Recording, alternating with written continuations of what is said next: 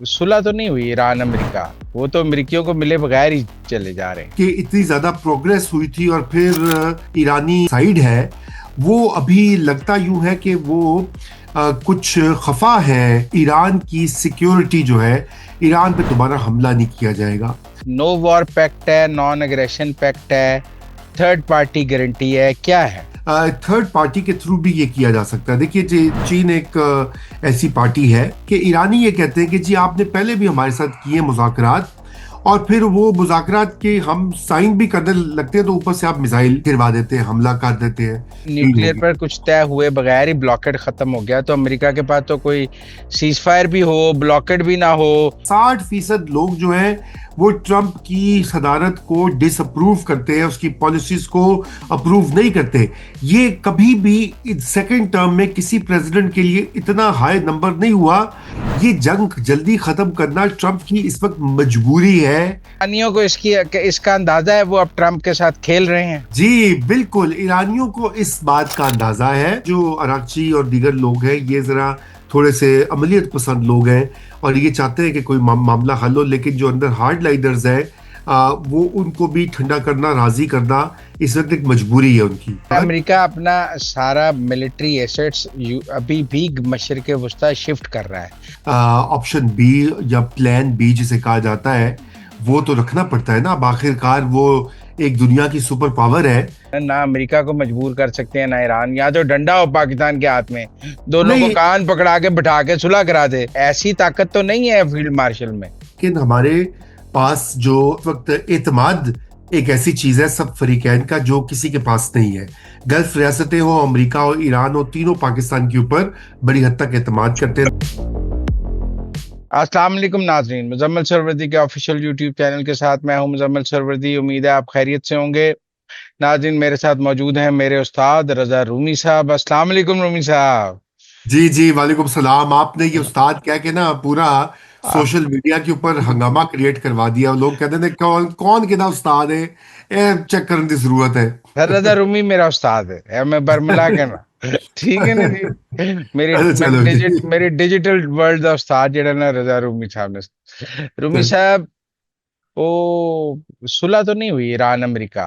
वो तो अमेरिकियों को मिले बगैर ही चले जा रहे हैं। जी देखिए, ये वाकई ही एक जिसे कहना चाहिए थोड़ी सी तशवीशनाक बात है कि इतनी ज्यादा प्रोग्रेस हुई थी और फिर ईरानी जो साइड है वो अभी लगता यूं है कि वो कुछ खफा है।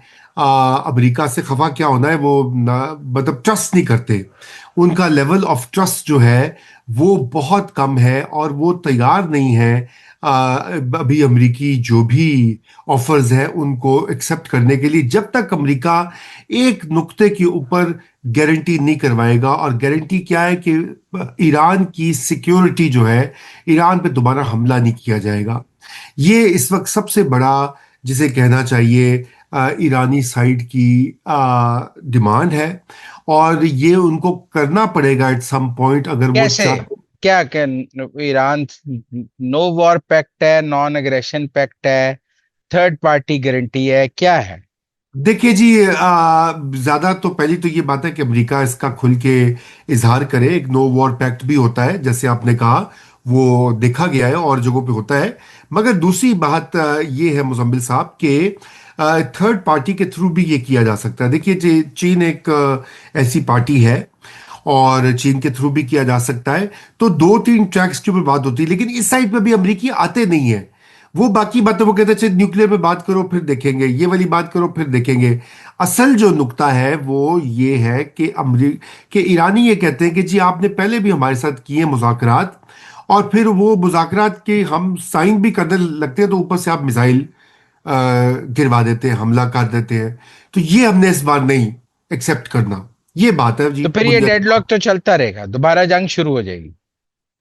देखिए नहीं, डेडलॉक उसकी वजह यह है कि अमेरिका ये जंग नहीं चाहता, ईरान भी ये जंग नहीं चाहता। देखिए ना, हमारे यहाँ जो भी मर्जी जज्बातियत होती है, लोग कहते हैं जी ईरानियों को हमने ये कर दिया तो वो कर दिया।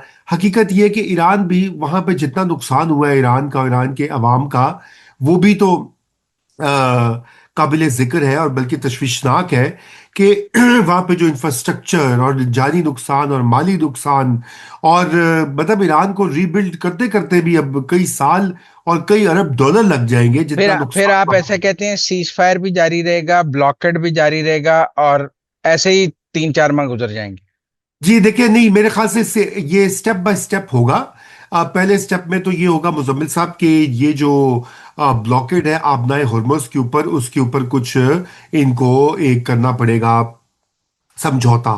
वो समझौता करके फिर उसके बाद अगले जो मौजूआत हैं उनके ऊपर वन बाय वन जो नहीं, है पर देखे एक ना, अगर डील न्यूक्लियर होगी। पर कुछ तय हुए बगैर ही ब्लॉकेड खत्म हो गया, तो अमेरिका के पास तो कोई सीज फायर भी हो, ब्लॉकेड भी ना हो, न्यूक्लियर पे एग्रीमेंट भी ना हो, फिर तो ईरान जीत गया।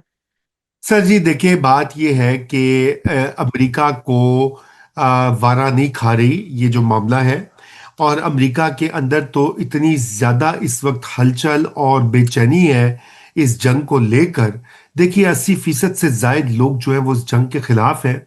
और ट्रम्प की, आज मैं सुबह ही देख रहा था बल्कि आपसे बात करने से घंटा पहले ही, कि इस वक्त ट्रम्प की अप्रूवल रेटिंग आसमान को, डिसअप्रूवल रेटिंग आसमान को छू रही है। ओपिनियन पोल्स ये शो करे कि 60% लोग जो हैं वो ट्रंप की सदारत को डिसअप्रूव करते हैं, उसकी पॉलिसीज को अप्रूव नहीं करते। ये कभी भी सेकंड टर्म में किसी प्रेसिडेंट के लिए इतना हाई नंबर नहीं हुआ। तो ट्रंप को तो इस वक्त लाले पड़े हुए हैं, ऊपर से मिड टर्म इलेक्शन है। अब वो जो मजीद धमकियां लगाए और ब्रवाडो दिखाए, जो कि देखते भी है, उसके ऊपर दुनिया का मीडिया कमेंट भी करता है। हकीकत ये मुजम्मिल साहब के सख्त परेशानी और बेचैनी का आलम है। और ये 60 दिन के बाद तो वैसे भी उसको कांग्रेस के पास जाकर जो है वो इजाजत लेनी पड़ेगी अगर इस जंग को कंटिन्यू करना है। ये जंग जल्दी खत्म करना ट्रंप की इस वक्त मजबूरी है, और कोई उसकी ख्वाहिश भी नहीं है उसकी फिर कोई अब। फिर ईरानियों को इसका अंदाजा है, वो अब ट्रम्प के साथ खेल रहे हैं। जी बिल्कुल, ईरानियों को इस बात का अंदाजा है। और इसी वजह से वो ट्रंप के साथ जो है वो खेलने से ज्यादा ये कि उतों दिखा रहे हैं, कह रहे हैं अच्छा सारा हमें पता है कि आपको कितनी इस वक्त मजबूरी है, लेकिन हम अभी आपसे जो है ये बात नहीं करेंगे, आप पहले ये फिर, चीजें फिर हमारी माने। फिर जी देखें, फिर तो ट्रम्प एक स्टेज पे आकर मजबूर हो जाएगा फिनिश द जॉब वाली काम में, कि बड़ी स्ट्राइक्स करे और लेट्स फिनिश द जॉब वाली बात शुरू कर दे। नहीं जी, फिनिश देखे ना, फिनिश क्या होगी जॉब? जॉब फिनिश होने से जो है वो फिर भी रिजीम चेंज नहीं होती। अगर तो बड़े बम मारने से ईरान की हुकूमत, देखिए एक ही तरीका है ना कि जो मसले हैं वो हल हो अमेरिका और इसराइल के लिए, कि वहां पे हुकूमत बदल जाए मुजम्मिल साहब। और अगर हुकूमत वहां पे नहीं बदलेगी तो फिर कैसे नहीं, ये पर उनके अगर अहदाफ ये हासिल अगर ये अगर ये ब्लॉकेट जारी रहे, तो इकोनॉमिक मेल्टडाउन तो ईरान का हो जाएगा ना। तबाही इतनी देखिए हो गई है, तो तेल बेच नहीं सकेंगे, तो माली तौर पे कंगले हो जाएंगे, डिफॉल्ट हो जाएगा मुल्क। देखिए पहली तो ये बात है कि ईरान के पास मुतबादिल रूट्स भी हैं, कैस्पियन सी के थ्रू भी है। पहले नंबर एक। नंबर दो कि चीन चीन ने ये कहा है कि जी हमारी जो शिप्स हैं उनको कोई हाथ ना लगाए। और अभी मई में उसने इसके साथ मिलना भी है, ट्रंप ने प्रेसिडेंट जी के साथ। तो वो ऐसा काम नहीं कर सकते जहां पे चीन जो है वो नाराज हो, क्योंकि चीन के पास हकीकी लेवरेज है अमेरिका के ऊपर माशी एतबार से। तो इसलिए मुजम्मिल साहब ये इतना आसान नहीं होगा। और मैं यही आपसे अर्ज कर रहा हूं कि ये जल्द से जल्द इन मामलात के ऊपर बात करनी पड़ेगी। और इन मामलात फिर के फिर फिर अमेरिका लेट जाएगा, थोड़ा सा। ईरानी शराइत पे सुलह करेगा। जी देखिए, कुछ ईरानी शराइत पे सुलह करनी पड़ेगी, ईरान को भी एक दो चीजें अमेरिका को देनी पड़ेगी। शायद न्यूक्लियर जो वो तो अगर ईरान नहीं देता, उसको पता है ट्रम्प फंसा हुआ है, मैं ना दूं, तो क्या कर लेगा अमेरिका? नहीं देखिए, क्या कर लेगा अमेरिका ने करना ये है कि ये वाली स्टेलमेट जो है ये भी ईरान को भी तो सूट नहीं कर रहा ना। ये नुकसान ईरान का भी हो रहा है।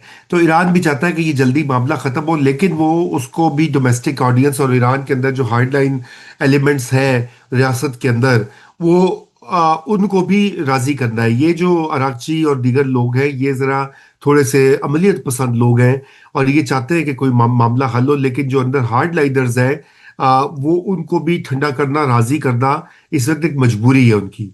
जी मुजम्मिल साहब। तो फिर नहीं, फिर आपके ख्याल में कितने दिनों में ब्रेक थ्रू हो जाएगा? देखिए, ये ब्रेक थ्रू जो है महीने के अंदर अंदर हो जाएगा, इंशाल्लाह उससे भी पहले हो जाएगा। आप कह रहे हैं 25 मई से पहले ब्रेक थ्रू हो जाएगा। बिल्कुल हो जाएगा, शायद उससे पहले ही हो जाए ब्रेक थ्रू, क्योंकि देखिए एक तरह से सीज फायर तो हो चुका है, अब ब्लॉकेड रह गया है अमेरिका का। पहले ईरान ने ब्लॉकेड किया, उसके ऊपर अमेरिका ने ब्लॉकेड कर दिया, उन दोनों ने अपने ब्लॉकेड को खत्म करना है। वो भी एक तरह, एक दिन इस तरह बयान आ जाएगा ट्रम्प का कि जी मैंने आज फैसला कर लिया है, ईरान ने मुझसे रिक्वेस्ट की थी तो मैंने ब्लॉकेड खोल दिया है, जैसे उसे हम्म। सीज फायर किया आपके सामने ही है, और गैर मुय्यना मुद्दत के लिए किया। जब गैर मुय्यना मुद्दत के लिए आप सीज फायर करते हैं तो उसका मतलब होता है कि आप जंग नहीं करना चाहते। हम्म। जी। नहीं, पर किसी भी दिन खत्म भी तो हो सकता है। जी, किसी भी दिन खत्म हो सकता है, बिल्कुल, वो तो तड़ी रखनी है ना, अमेरिका ने सुपर पावर है। लेकिन बात यह कि क्या वो वाकई ही में ये इतना बड़ा रिस्क लेकर अपनी मईशत को तबाह हाल करना चाहते हैं? कतई नहीं, ऐसी बात नहीं है मुजम्मिल साहब। अगर ऐसी बात होती तो इस वक्त तक जिसे कहते हैं अमेरिका जो है वो कार्रवाई कुछ कर कर गुजरा होता। नहीं की उन्होंने, तो इसका यही मतलब है कि बुनियादी तौर के पर ऊपर। अमेरिका अपना सारा मिलिट्री एसेट्स अभी भी मशरक वस्ता शिफ्ट कर रहा है। तीसरा बैरी बेड़ा भी आ रहा है, जहाज भी सामान पे सामान, मिसाइल पे मिसाइल ला रहे हैं, और टॉमाहॉक आ रहे हैं, पेट्रियट आ रहे हैं, इंटरसेप्टर्स आ रहे हैं। इतना कुछ क्यों जमा कर रहा है जब जंग नहीं करनी तो? देखिए मुजम्मिल साहब, वो ये एक जिसे कहना चाहिए ऑप्शन तो हमेशा होती है ना, ऑप्शन बी या प्लान बी जिसे कहा जाता है, वो तो रखना पड़ता है ना। अब आखिरकार वो एक दुनिया की सुपर पावर है, कोई कल का दूध पीता बच्चा तो नहीं है, कोई नौखेज जो मुल्क नहीं है कि नया नया वो बना हो। दुनिया की सबसे बड़ी पावर है, दुनिया की सबसे बड़ी आर्मी है, और दुनिया का अमीर तरीन मुल्क है। तो उसने भी अपनी कौम के सामने भी भरम रखना है, और दूसरी बात यह कि अगर उन्होंने भी अपना जिसे कहते हैं ऑप्शन बी तैयार रखना है कि ईरान को, अगर ईरान नहीं आता मुज़ाकरात की मेज के ऊपर, या फिर से कोई मसला बनता है, तो फिर वो ईरान को दिखा सके कि वो उनके पास क्या क्या हथियार या टूल्स हैं, और ईरान को ईरान से लड़ने के लिए या उसको शिकस्त देने के लिए। जी। तो फिर जब तैयारी मुकम्मल है और ईरान नहीं आएगा मेज पर, तो फिर जंग हो जाएगी। फिर आप माने कि जब ईरान अमेरिकी शराइत नहीं मानेगा तो फिर जंग तो होगी। जी देखिए, ईरान की शराइत जो है मुजम्मिल साहब, वो कोई इतनी अब पेचीदा नहीं है। असल मसला ये है कि अमेरिका ने सबसे पहले तो एक गारंटी देनी है कि ये जो हम मायदा कर रहे हैं आपके साथ, हम इसकी वायलेशन नहीं करेंगे। और उसके साथ वो क्या पाकिस्तान। गारंटी है? पिछला JCPOA भी उन्होंने कैंसिल कर दिया। अमेरिकी प्रेसिडेंट तो पिछले सदूर के मुआहदे कैंसिल करते रहते हैं, वहाँ रूटीन है। नहीं, वहाँ रूटीन नहीं है, ये ट्रम्प की तरफ से, देखिए वो मायदा इसीलिए ट्रम्प पे बड़ा एतराज हुआ था आज। अगर वो ये जो अभी मायदा वो करना चाह रहा है ट्रम्प, ये वही ओबामा वाला ही मायदा है। मजे की बात ये है, ये ट्रम्प एक डिसरप्टिव फोर्स है पाकिस्तान की तरह, जिससे पाकिस्तान में भी पॉपुलिज्म आकर इधर फॉरेन पॉलिसी का तहस नहस कर दिया, मुल्की पॉलिसी का तहस नहस कर दिया। ट्रम्प ने भी इसी तरह अमेरिका का तबाही फेरी हुई है, हम्म। चाहे वो उसकी खारिजा पॉलिसी हो, डोमेस्टिक पॉलिसी हो, इमिग्रेशन की पॉलिसी हो, मईशत हो, माशरत हो। तो ये ट्रम्प एक अनोखा फिनोमेना है। लेकिन मजे की या कम से कम एक सुकून की बात यह है कि अब तीसरा टर्म उसका हो नहीं सकता, और इस मिड टर्म में अगर वो उसकी पार्टी हार जाती है तो ट्रम्प एक लेम डक बन जाएगा। और ये बात भी ईरान को भी इस बात का पता है। मैं आपको बताऊं कि ये कोई ऐसी बात है, ये जो तो आप फिर लाए हो। 6 महीने ईरान कट लवे, कोई गल नहीं, ग्लेम डक बनन देवे। ईरान दे विच एक पॉइंट ऑफ व्यू है वे, ये जो हार्ड लाइनर है ना, वो कहते हैं कोई नहीं, इनको इनको अभी तड़पने दो और सड़ने दो, मरने दो। ये बात होती है बाय द वे, ऐसी बात नहीं है कि ये हुई नहीं है।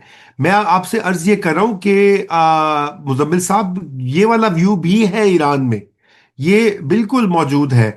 मगर मैं आपको फिर से यही बात कहूंगा कि इस वक्त जो सबसे अहम चीज है ईरान के लिए और सबके लिए, वो ये है कि एक सीज फायर मुस्तकिल हो जाए, आबनाए हुर्मुस खुल जाए, दुनिया की मईशत जो है वो गिरने से, ये सिर्फ अमेरिका की मईशत का नुकसान तो नहीं हो रहा। देखिए पाकिस्तान का क्या कसूर है इस पूरी लड़ाई में, नहीं, पर या वो इंडिया। ट्रम्प ठीक कहता है ना कि ये एशिया और यूरोप का मामला है। आप जाएं, आप नाए और मस्कुला लें, आप में और हिम्मत है तो जाके ईरान से खुला लें।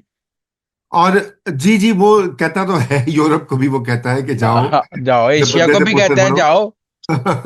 बंदे से जाओ, पुत्र बनो। जाओ, ते वो कहता है आपका माल नहीं गुजर रहा, अपना माल गुजरवाओ। हाँ। मैं नहीं तो मैंने तो जी सिर्फ ईरानी ब्लॉकेट लगाया है ना, उसने कोई एशिया जी, या यूरोप का ब्लॉकेट तो नहीं लगाया हुआ। That's true. लेकिन देखिए, बात ये है कि, और वो यही वजह है कि ये दुनिया जो है क्यों पाकिस्तान के पीछे खड़ी है सालिसी के प्रोसेस में। क्यों दुनिया का हर लीडर पाकिस्तान को कॉल कर रहा है, पाकिस्तान की तारीफें कर पर रहा है, वो ये। पाकिस्तान दी हिम्मत तो बड़ा कम है ना, ना अमेरिका को मजबूर कर सकते हैं ना ईरान, या तो डंडा हो पाकिस्तान के हाथ में, दोनों को नहीं कान पकड़ा के बिठा के सुलह करा दे, जैसे ट्रम्प ने इसराइल और लेबनान की कराई है सीज फायर। ऐसी ताकत तो नहीं है फील्ड मार्शल में। नहीं, हमारे पास यकीनन वो ताकत नहीं है। हम एक निस्बतन मिडिल पावर हैं, और लेकिन हमारे पास जो इस वक्त एतमाद एक ऐसी चीज है सब फरीकैन का, जो किसी के पास नहीं है। गल्फ रियासतें हो, अमेरिका हो, ईरान हो, तीनों पाकिस्तान के ऊपर बड़ी हद तक एतमाद करते हैं, नंबर एक। नंबर दो, मुजम्मिल साहब, चीन जो है वो पाकिस्तान पे एतमाद करता है, और चीन जो है पाकिस्तान के साथ दे रहा है इस अमन के प्रोसेस को आगे बढ़ावा देने के लिए। और यकीनन एट सम पॉइंट चीन इसमें बिल्कुल आगे आकर वो रोल अदा करेगा। और मैं नहीं, पर समझता हूँ देखे ना, सबको उम्मीद थी बात से राक्षी बीजिंग जाएंगे, वो तो मॉस्को चले गए, इसका मतलब वो उनको चीन में इंटरेस्ट नहीं है। वरना नहीं, उन्हें जाना देखिए, चीन चाहिए था, वो चले मॉस्को गए हैं, इसका मतलब है चीन तरजीह में नहीं है, तरजीह में मॉस्को है।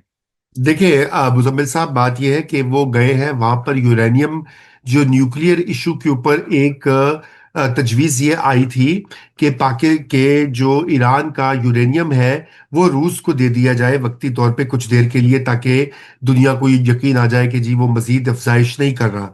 तो और इसके ऊपर रूस के साथ पहले भी बातचीत होती रही है। अरगची गालिबन उन्हीं प्रपोजल्स को देखने के लिए, दोहराने के लिए गए हैं, और ओमान के साथ वो आबनाए हुर्मस जो है वो ईरान और ओमान की मुश्तरका सुपरविजन में वो आबनाए हुर्मस दोबारा से चालू होगी, इसलिए वो ओमान भी जा रहे हैं। ये सब एक कड़ी है पर पर, एक मायने के लिए। पर ओमान तो जीसीसी का मेंबर है। वो मुजम्मिल क्यों तो साहब, वो क्यों जीसीसी छोड़ के ईरान के साथ खड़ा हो जाएगा? मुजम्मिल साहब, तुसी ते लगता है कि कौमे यूथ तो भी ज्यादा मनफी हो गए हो कुछ 24 घंटे के अंदर अंदर। क्यों? नहीं, मैं वो भी पूछ रहा कहते था थे। नहीं नहीं, मैं पूछे वो भी है कि वो भी ओमान जीसीसी का ਤੁਸੀਂ मेंबर ਮੈਨੂੰ है, ਤੁਸੀਂ ਮੈਨੂੰ जीसीसी ਯੂਥੀਆ ਯੂਥੀਆ ਕਹਿ ਕੇ ਬਦਨਾਮ ਕੀਤਾ ਪੂਰੀ ਦੁਨੀਆ ਚ। ਟਾਈਮ ਆ ਗਿਆ, मैं भी ਤੁਹਾਨੂੰ जरा वापस ਜਿਹੜਾ ना नहीं नहीं, पूछा। मैं तो पूछ रहे हाँ कि जी अगर ईरान ने टोल टैक्स लाना है तो जी जीसीसी कंट्रीज तो टोल टैक्स के खिलाफ है ना, तो जी जी, वो बिल्कुल। तो ओमान ईरान के साथ खड़ा हो जाएगा या जीसीसी कंट्रीज के साथ खड़ा हो जाएगा? देखिए जी, ओमान जो है वो ईरान के साथ खड़ा होगा, इसलिए कि सबसे बड़ी इस जंग में एक जो सबसे बड़ा हथियार सामने आया है एटम बम से ज्यादा, वो अबनाए हुर्मुज है, जहां से दुनिया की 20-25% तेल और गैस की, फर्टिलाइजर की, कमोडिटीज की जो है वो ट्रेड होता है। अगर 25% नीचे तो हो जाए तो तेल की कीमत आसमान पे जाती है, गैस की कीमत आसमान पे जाती है, खाद की कीमत ऊपर जाती है, प्लास्टिक की कीमत ऊपर जाती है, रेयर अर्थ मिनरल्स जो है वो महंगे हो जाते हैं। तो इसलिए ओमान को भी पता है कि कहाँ पे फायदा है। वो भी कारोबार अब सब अपना अपना अपना फायदा देखते हैं। ठीक है, वो जीसीसी का मेंबर, जीसीसी से रहना नहीं है इस जंग के बाद। GCC as we know Muzammil sahab, उसके हिस्से बखरे हो जाएंगे। उसकी वजह यह है कि यूएई जो है वो एक तरफ है, सऊदीज एक तरफ है, कतर और कुवैत कहीं बीच में है, ओमान थोड़ा ईरान की साइड पर है। इसलिए ईरान को शामिल किए बगैर एक नया सिक्योरिटी आर्किटेक्चर नहीं बनेगा, और मेरे ख्याल से पाकिस्तान उसमें भी एक बहुत बड़ा रोल इंशाल्लाह अदा करेगा। आप अच्छा, माने या ना माने। आप नाए हुरमज से 20% गुजरता है, आप नाए जी मलाइका से 34% गुजरता है, तो फिर इंडोनेशिया आप नाए मलाइका पे टोल लेने लग जाएगा। 5 आप नाए हैं, सारों पे जी, टोल लगेगा ना, एक हुरमज पे थोड़ी लगेगा। फिर तो मैरीटाइम जो ट्रेड है उस पे टोल पांचों स्टेट्स पे लग जाएगा, जिस जिस के देखिए पास जौन सी स्टेट है वहां लग जाएगा।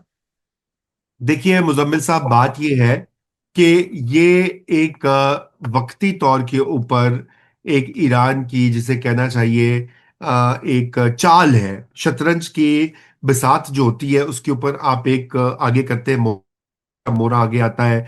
इसी तरीके से ईरान ने ये वाला मोरा भी आगे किया है। और यकीन जानिए कि ये मजीद जिसे कहना चाहिए इस तरह हालात नहीं रहेंगे, ईरान भी पीछे हटेगा। अभी के लिए वो ये काम कर रहा है क्योंकि इससे ज्यादा स्क्वीज होगा। Thank you very much Rumi sahab, हमें टाइम देने का। It was pleasure talking to you. Thank you very much. Welcome